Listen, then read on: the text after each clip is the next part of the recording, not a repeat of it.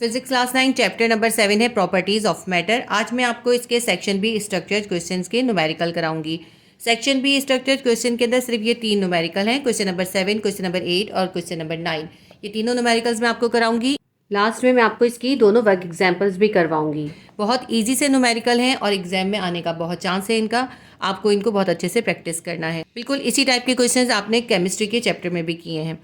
तो इसके न्यूमेरिकल्स करना स्टार्ट करते हैं। क्वेश्चन नंबर 7 या न्यूमेरिकल नंबर 1 पढ़ते हैं। The pressure on 9cm3 of oxygen gas is doubled at a fix temperature, what will its volume become. Oxygen gas है जिसका वॉल्यूम 9cm3 है, 9 सेंटीमीटर क्यूब है। उसके प्रेशर को डबल कर दिया जाएगा तो उसका वॉल्यूम कितना हो जाएगा, जबकि टेम्परेचर फिक्स्ड होगा। टेम्परेचर में कोई चेंज नहीं आ रहा, सिर्फ प्रेशर चेंज हो रहा है। जितना प्रेशर था उसके प्रेशर को डबल कर दिया है तो उसके 9cm3 का वॉल्यूम कितना हो जाएगा। इनिशियल वॉल्यूम 9cm3 है और फाइनल वॉल्यूम हमें V2 फाइंड करना है। इसके अंदर हमें प्रेशर की कोई वैल्यू गिवन नहीं है, लेकिन हमें बस ये बताया है कि इनिशियल प्रेशर से डबल हो जाएगा फाइनल प्रेशर। ईजी सा न्यूमेरिकल है, डेटा बना के सॉल्व करेंगे। आपने इस चैप्टर के न्यूमेरिकल्स को बिल्कुल मिस नहीं करना, इसमें से एक न्यूमेरिकल आने का चांस है। तो इसको सॉल्व करते हैं। डेटा बना लेते हैं हम। P1 यानी इनिशियल प्रेशर कितना है, क्योंकि हमें कोई नंबर गिवन नहीं है। इनिशियल प्रेशर को हम P से जाहिर कर रहे हैं। फाइनल प्रेशर यानी P2 कितना हो गया, P2 जो है वो इनिशियल प्रेशर से डबल है यानी 2P के बराबर है। क्योंकि हमें कोई क्वांटिटी गिवन नहीं है इसलिए हम इसको इसी तरह से करेंगे। इनिशियल वॉल्यूम यानी V1 कितना है, V1 है 9 सेंटीमीटर क्यूब और V2 या फाइनल वॉल्यूम हमें फाइंड करना है। और टेम्परेचर जो है यानी T इज़ कांस्टेंट। ठीक है, टेम्परेचर इसके अंदर कांस्टेंट है। तो बॉयल्स लॉ के अकॉर्डिंग कांस्टेंट टेम्परेचर के ऊपर किसी गैस के वॉल्यूम और प्रेशर के दरमियान इन्वर्स प्रोपोर्शन होता है। यानी अगर गैस का प्रेशर बढ़ा दें तो वॉल्यूम कम हो जाएगा, गैस का प्रेशर कम कर दें तो वॉल्यूम इंक्रीज हो जाएगा। ठीक है, तो इन्वर्स प्रोपोर्शन होता है। बॉयल्स लॉ को हम किस तरह से लिखते हैं, according to Boyle's law at constant temperature. Boyle's law को हम किस तरह लिखते हैं, हम लिखते हैं P1 V1 will be equals to P2 V2 के। और यहाँ पे हम लिख देंगे T यानी टेम्परेचर इज कांस्टेंट। ठीक है, T इज टेम्परेचर। ठीक है, P1 V1 will be equals to P2 V2 के। अब हमें इसमें फाइंड क्या करना है, हमें V2 फाइंड करना है। तो हम इस इक्वेशन को या फॉर्मूले को अरेंज कर लेते हैं। V2 हमें फाइंड करना है, V2 को हम यहीं छोड़ देंगे। P2 यहाँ पे V2 के साथ मल्टीप्लाई हो रहा है, इक्वल के इस तरफ जाएगा, डिवाइड हो जाएगा। P1 V1 के पास गया P2 तो इसके नीचे आके डिवाइड हो गया। अब हमारी इक्वेशन ये बन गई। V2 हमें फाइंड करना है, V2 हम ऐसे ही लिख लेते हैं। P1 हमारे पास कितना है, P है, और V1 हमारे पास कितना है, V1 हमारे पास है 9cm3। इसको हमें डिवाइड करना है P2 से। P2 हमारे पास कितना है, 2P के बराबर है, 2 मल्टीप्लाई बाय P, या 2P लिख लें या 2 मल्टीप्लाई बाय P लिख लें। अब देखें ये P से P को कैंसिल कर दें तो V2 कितना आ गया हमारे पास, 9 डिवाइडेड बाई 2 आ गया। 9 को 2 से डिवाइड करें, 9 को जब हम 2 से डिवाइड करेंगे हमारे पास आ जाएगा 4.5 cm3। जो वॉल्यूम का यूनिट यहाँ पे गिवन होगा वही वॉल्यूम का यूनिट हम यहाँ पर लिखेंगे। ठीक है, तो हमने इसका फाइनल वॉल्यूम निकाल लिया 4.5। अब आप इसको वेरीफाई कीजिए। देखें वॉल्यूम पहले 9cm3 था, अब वॉल्यूम कितना हो गया, 4.5 cm3, हाफ हो गया। क्यों, क्योंकि हमने प्रेशर को डबल कर दिया है। जब प्रेशर डबल हो गया वॉल्यूम हाफ हो गया। इससे प्रूव्ड हुआ कि प्रेशर और वॉल्यूम एक दूसरे के इन्वर्स प्रोपोर्शन है। प्रेशर इंक्रीज किया तो वॉल्यूम डिक्रीज हो गया। चाहे तो हम ये आंसर या ये लाइन लिख सकते हैं, the volume is decrease and become 4.5 centimetre when the pressure is doubled. हमारा न्यूमेरिकल नंबर 1 या क्वेश्चन नंबर 7 सॉल्व हो गया। क्वेश्चन नंबर 8 या न्यूमेरिकल नंबर 2 करते हैं। A container holds 30 metre cube of air at a pressure of 1,50,000 pascal. एक container के अंदर 30 मीटर क्यूब की एयर है और उसके ऊपर प्रेशर जो है वो है 1,50,000 pascal. If the volume change to 10 m3 by decreasing load on the piston, what will be the pressure of the gas become? Assume that the temperature remains constant. कहते हैं कि अगर इसका वॉल्यूम जो है 10 मीटर क्यूब तक change कर दिया जाए पिस्टन पे लोड को डिक्रीज करके। जब आप पिस्टन पे से लोड को डिक्रीज करेंगे यानी कि आप उसका प्रेशर डिक्रीज कर देंगे, तो जब भी प्रेशर डिक्रीज होगा तो क्या होगा, प्रेशर डिक्रीज होता है तो वॉल्यूम इंक्रीज हो जाता है। तो इसका वॉल्यूम जो है 10 मीटर क्यूब चेंज हुआ है, यानी 10 मीटर क्यूब इंक्रीज हो गया है। पहले 30 मीटर क्यूब था, अब उसके अंदर 10 मीटर क्यूब और इंक्रीज हो गया है, यानी 40 मीटर क्यूब वॉल्यूम बन गया है। इस क्वेश्चन के अंदर जो है यही सबसे बड़ी कॉम्प्लिकेटेड चीज़ है। अगर आप इसके वॉल्यूम 2 को यानी V2 को 10 मीटर क्यूब लिख लेंगे तो ये न्यूमेरिकल गलत हो जाएगा। और इसका प्रूफ ये है कि इन्होंने पिस्टन के ऊपर लोड को डिक्रीज करा है। जो डिक्रीजिंग लिखा है ना, इससे पता चल रहा है। देखिए, जब पिस्टन पे से आप लोड डिक्रीज करेंगे तो उसका वॉल्यूम इंक्रीज होगा, डिक्रीज नहीं होगा। अगर आप इसका वॉल्यूम 10 M3 लिख लेंगे जबकि वॉल्यूम 1 जो है 30 M3 है, तो इसका मतलब इसका वॉल्यूम कम हो गया। वॉल्यूम कम जब होता, जब आप पिस्टन के ऊपर प्रेशर को इंक्रीज कर रहे होते। क्योंकि आप प्रेशर इंक्रीज नहीं कर रहे बल्कि डिक्रीज कर रहे हैं, इसलिए वॉल्यूम इंक्रीज हो रहा है। और वॉल्यूम में जो इंक्रीज या जो चेंज है ना, वो 10 M3 हो रहा है। पहले 30 M3 था, अब मज़ीद 10 M3 उसका वॉल्यूम इंक्रीज हो गया है, यानी 30 + 10 40 M3 उसका वॉल्यूम बन गया है। अब हमें बताना ये है कि प्रेशर कितना डिक्रीज़ हुआ है। पहले जो प्रेशर था यानी P1 था 1,50,000, अब हमें ये बताना है कि डिक्रीज़ होके प्रेशर कितना हो गया है। और इसके अंदर भी टेम्परेचर जो है वो कांस्टेंट है, इसलिए हम बॉयज़ लॉ इसके ऊपर अप्लाई करेंगे। इस न्यूमेरिकल के अंदर एक ही कॉम्प्लिकेटेड चीज़ है और वो ये लाइन है। ये जो वॉल्यूम 2 है ना, ये बहुत से स्टूडेंट्स जो हैं वो 10 M3 लिख देते हैं। ये हम 10 M3 लिख देंगे तो ये न्यूमेरिकल गलत हो जाएगा। तो इसको हम सॉल्व करते हैं। डेटा बना लेते हैं। हमारे पास क्या क्या गिवन है। एयर का जो वॉल्यूम 1 था V1 कितना है एयर का, वो है 30 मीटर क्यूब। ठीक है, 30 मीटर क्यूब के बराबर है। देखिए, वॉल्यूम को हम पहचानते कैसे हैं, ये भी इसका यूनिट होता है, उसके ऊपर क्यूब होता है। वॉल्यूम हमेशा क्यूब में होता है, चाहे वो CM3 हो या फिर M3 हो या DM3 हो। जब एयर का वॉल्यूम 30 M3 था तो उसका प्रेशर यानी P1 कितना था, वो था 1,50,000 पास्कल। ये उसका प्रेशर था। अब वॉल्यूम के अंदर चेंज आया है। वॉल्यूम के अंदर चेंज को हम कैसे लिखेंगे, डेल्टा V से। कितना चेंज आया है, 10 M3 का। तो हमारे पास V2 गिवन नहीं है। V2 हम बहुत आसानी से फाइंड कर सकते हैं। हम इस चेंज को इसके अंदर प्लस कर दें तो हमारे पास V2 आ जाएगा, लेकिन हम इसको थोड़ा सा सॉल्व करके दिखाएंगे। V2 भी हमें इसके अंदर फाइंड करना है। ये जो प्रेशर को डिक्रीज करने से चेंज आया है, हमें बताना है कि प्रेशर कितना डिक्रीज हुआ है। P2 भी हमें इसके अंदर फाइंड करना है। ठीक है, अब V2 पहले हम फाइंड करेंगे।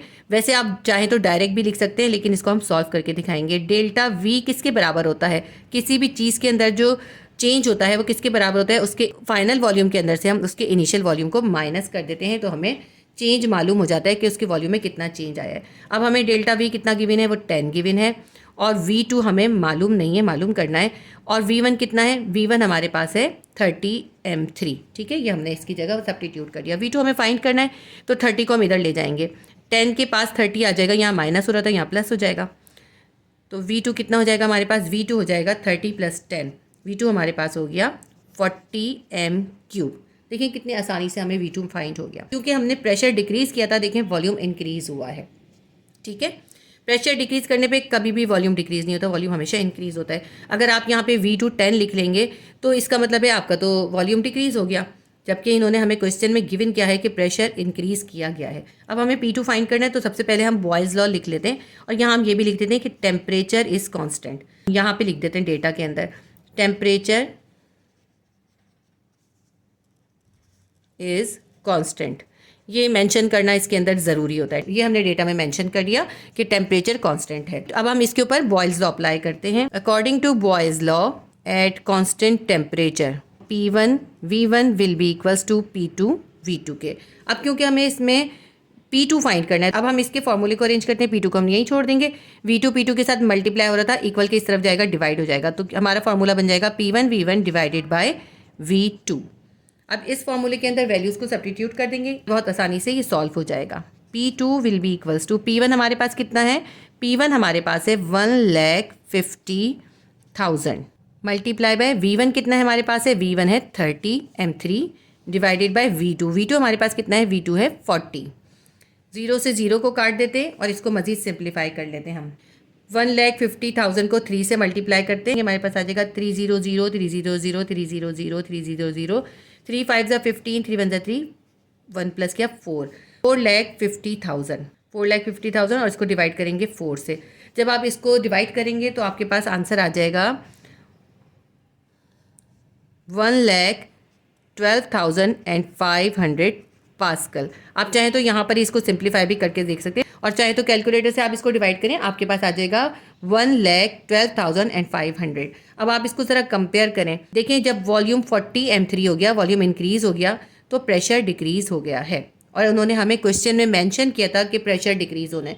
अगर आप क्वेश्चन को सॉल्व करते हैं और आपका प्रेशर इंक्रीज आता है तो इसका मतलब है आपने गलत मेथड से सॉल्व किया है। इनिशियल प्रेशर था 1,50,000 और फाइनल प्रेशर आ रहा है 1,12,500। देखिए हमारा प्रेशर डिक्रीज हो गया। न्यूमेरिकल नंबर 2 या क्वेश्चन नंबर 8 का हमारा ये आंसर आ गया। तो हम रिजल्ट लिख लेते हैं। The result shows that pressure is decrease as the volume is increase. Numerical number 2 या क्वेश्चन नंबर 8 हमारा सॉल्व हो गया। Chapter number 7 structured question, section B का क्वेश्चन नंबर 9 या न्यूमेरिकल नंबर 3 करते हैं। Air at atmospheric pressure of 760 mm of Hg is trapped inside a container available with a movable piston. एक container है जिसके अंदर पिस्टन जो है वो मूवेबल है, वो मूव हो सकता है। उस कंटेनर के अंदर जो प्रेशर है वो 760 mm है और 760 mm के प्रेशर के साथ उसके अंदर Hg यानी मरकरी को ट्रैप किया गया है। यानी मरकरी को जिस कंटेनर में रखा गया है उस कंटेनर के अंदर जो प्रेशर है एयर का वो प्रेशर 760 मिलीमीटर है, mm है। और उसके आगे हमसे पूछते हैं when the piston is pulled out slowly so that the volume is increase from 100 dm3 to 150 dm3 the temperature remaining constant what will be the pressure of the air becomes. अब कहते हैं कि अब वो जो मूवेबल पिस्टन है ना उसको आहिस्ता आहिस्ता ऊपर मूव करा। जब आपने उसको पिस्टन को ऊपर मूव करा तो आपने क्या करा, आपने प्रेशर को डिक्रीज कर दिया। यानी ये जो प्रेशर है 760 मिलीमीटर से ये कम हो गया। कितना कम हो गया ये हमें बताना है कि कितना कम किया है। और इस कम करने के नतीजे में क्या हुआ कि ये जो मरकरी था इसका जो वॉल्यूम था 100 dm3 था पहले, वो हो गया 150 dm3। देखिए वॉल्यूम V1 कितना है 100 dm3 है और V2 कितना हो गया 150 dm3। ये इसमें इन्होंने हमें बिल्कुल क्लियरली बता दिया। जबकि इससे पहले वाले क्वेश्चन नंबर 8 के अंदर हमसे कहा था कि 10 M3 का वॉल्यूम के अंदर चेंज आया है। इसके अंदर इन्होंने हमें बहुत क्लियर कहा कि उसका पहले वॉल्यूम इनिशियल वॉल्यूम 100 dm3 था और वो बाद में कितना हो गया 150 dm3 हो गया। पहले वॉल्यूम कम था, बाद में ज़्यादा हो गया। जब प्रेशर डिक्रीज किया वॉल्यूम इंक्रीज हो गया। अकॉर्डिंग टू बॉयज लॉ जब प्रेशर डिक्रीज होता है वॉल्यूम इंक्रीज हो जाता है। लेकिन इस सब के लिए ज़रूरी है कि टेम्परेचर कांस्टेंट और इसके अंदर टेम्परेचर भी कांस्टेंट है। ठीक है, तो इसके ऊपर भी बॉयज लॉ अप्लाई होगा। डेटा आप एक दफ़ा और देख लीजिए। मरकरी के ऊपर जो फर्स्ट प्रेशर यानी P1 था वो था 760 मिलीमीटर, उसको डिक्रीज कर दिया। और वो कितना डिक्रीज कर दिया वो P2 हमें फाइंड करना है। और उसका इनिशियल वॉल्यूम था 100 dm3 जो कि बाद में इंक्रीज होके V2 हो गया 150 dm3। ठीक है, इसका डेटा बनाते हैं, उसको सॉल्व करते हैं। बहुत ही इजी सा क्वेश्चन है ये भी। डेटा लिखते हैं। देखिए उस मरकरी के ऊपर जो एयर का प्रेशर था वो था 760 mm। इसके अंदर हमें कहीं भी यूनिट को चेंज करने की ज़रूरत नहीं है। जिसमें यूनिट हमें गिवन है वही आंसर में हम यूनिट यूज़ करेंगे। ठीक है, 760 mm का प्रेशर था मरकरी के ऊपर और उसका वॉल्यूम जो था इनिशियल वॉल्यूम था 100 dm3। ये भी हम dm3 में ही रखेंगे, इसको भी हमें चेंज करने की ज़रूरत नहीं है क्योंकि जो इसका सेकंड वॉल्यूम है वो 150 dm3 है, दोनों dm3 में, इसलिए हमें चेंज करने की ज़रूरत नहीं है। अगर एक cm3 एक dm3 में होता ना फिर हम इसको चेंज करते। ठीक है, प्रेशर था 760 mm, वॉल्यूम था इनिशियल वॉल्यूम था 100 dm3 और फाइनल वॉल्यूम प्रेशर को डिक्रीज़ करने से हो गया 150 dm3। और वो जो प्रेशर डिक्रीज़ किया है वो हमें इसके अंदर बताना है, P2 हमें फाइंड करना है। And the temperature is constant. आप चाहे तो टी की जगह पूरा टेम्परेचर वर्ड भी लिख सकते हैं, टेम्परेचर इज कांस्टेंट। क्योंकि टेम्परेचर कांस्टेंट है तो according to Boyle's law at constant temperature P1 multiply by V1 will be equals to P2 multiply by V2। अब इसको हम अरेंज करते हैं। अरेंज हमें इसलिए करना है, हमें P2 फाइंड करना है, तो हम P2 को अकेला कर देंगे। V2 यहाँ मल्टीप्लाई हो रहा है, इक्वल के इस तरफ जाएगा, P1 V1 के पास जाएगा तो जाके ये डिवाइड हो जाएगा। अब हमारी इक्वेशन बन गई। इसके अंदर वैल्यू सब्स्टिट्यूट करके P2 फाइंड कर लेते हैं। P1 हमारे पास है 760 mm multiply by V1। V1 हमारे पास है 100 dm3, इसको हमें डिवाइड करना है V2 से। V2 हमारे पास है 150 dm3। इसको सिंप्लीफाई करते हैं, 0 से 0 को कैंसिल कर देते हैं। P2 will be equals to 76 को 100 से मल्टीप्लाई करा, ये हो गया 7600, नीचे है 15। इसको आप कैलकुलेटर से डिवाइड कर लें, 7600 को आप डिवाइड कर लें 15 से, तो आपके पास फाइनल प्रेशर यानी P2 आ जाएगा 506.66 mm।